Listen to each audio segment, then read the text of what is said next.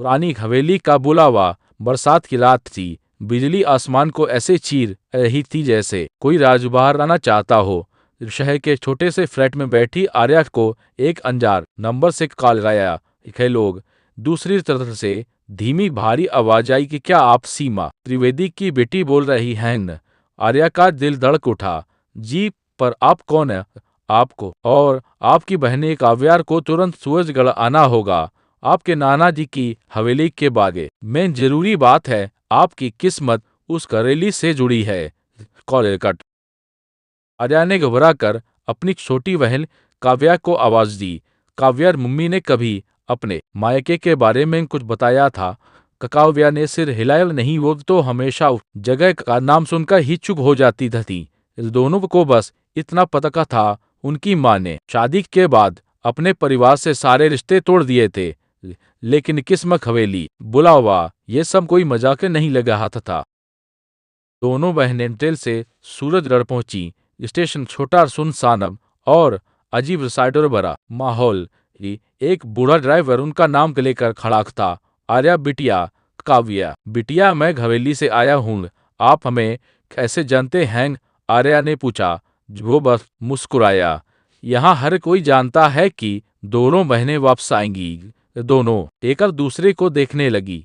वापसा, काव्या ने धीरे से कहा, हम तो पहली बार आए हैं। ये ड्राइवर की आंखों में अजीब चमक थी। नहीं बिटिया, अब पहले भी यहाँ थी, वह शायद नहीं।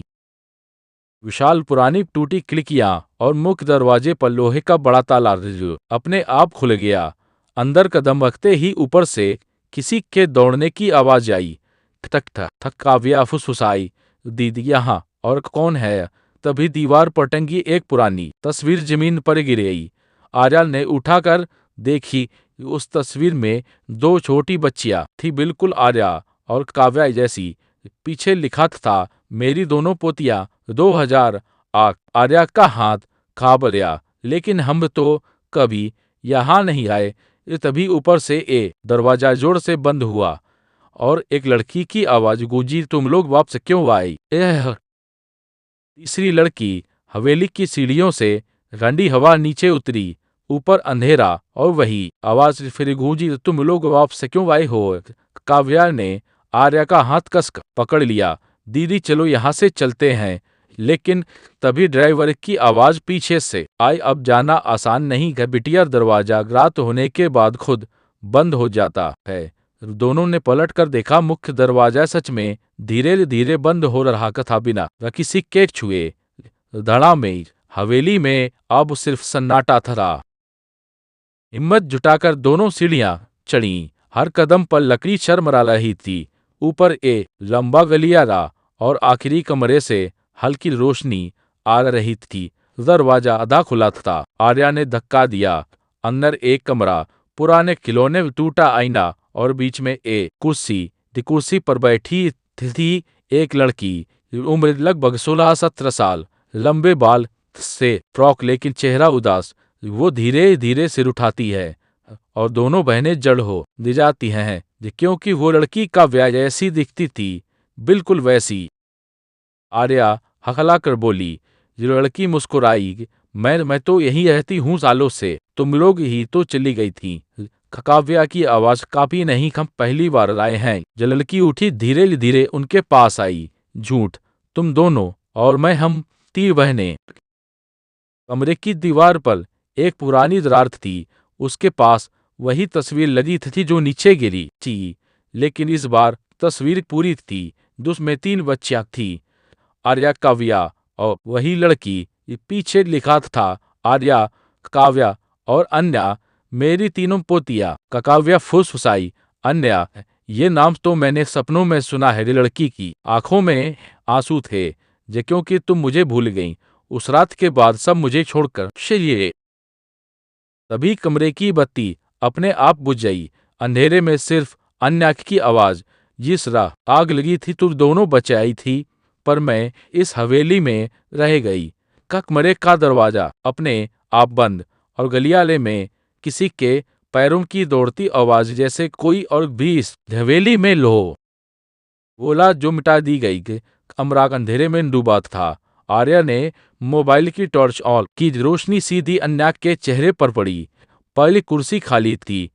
अन्या, काव्या की आवाज कांप रही थी कि तभी पीछे से दरवाजा धीरे धीरे खुद खुला। गलियारे में ठंडी हवा बह रही थी और दीवारों पर अजीब साए हिल रहे थे।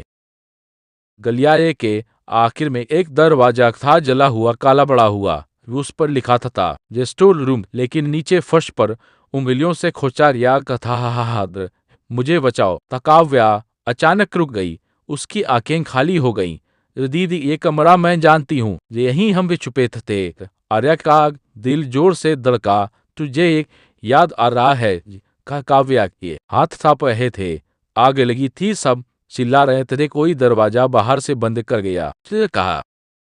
जैसे ही आर्या ने दरवाजा धक्का दिया, अंदर लाख जले खिलौने, टूटी खिड़की और कोने में एक छोटी सी चेन, उस पर नाम खुदा था। आर्या की सांस रुक गई। तभी पीछे से वही आवाज, तुम दोनों भाग गई थी। दोनों पलटी। अन्ना दरवाजे के पास खड़ी थी। अब उसका चेहरा उदास नहीं, गुस्से से भरा था। मैं अंदर बह गई थी। दरवाजा बाहर से बंद था। मैं चिल्लाती रही। काव्या रो पड़ी। हम बच्चे थे, हमें कुछ याद नहीं। अन्या की आंखों से आंसू गिरे। तो तुम्हें याद नहीं, पर किसी वकूफ तो याद था। अभी पीछे से एक लाठी की आवाज आई। टक टक टक। वो बूढ़ा ड्राइवर दरवाजे पर खड़ा था। माफ करना बिटिया, अब सच छुप नहीं सकता।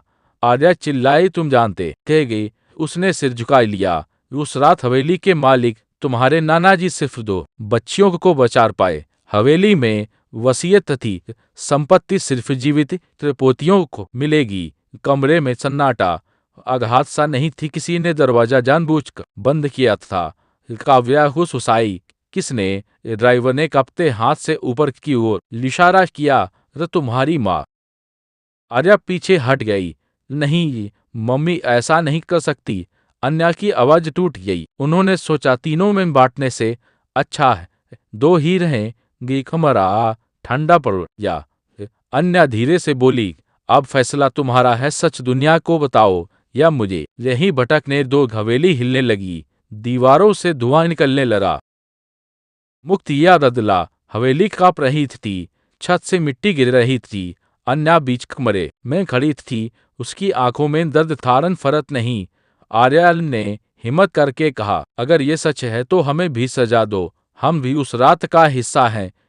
अन्या ने सिर हिलाया।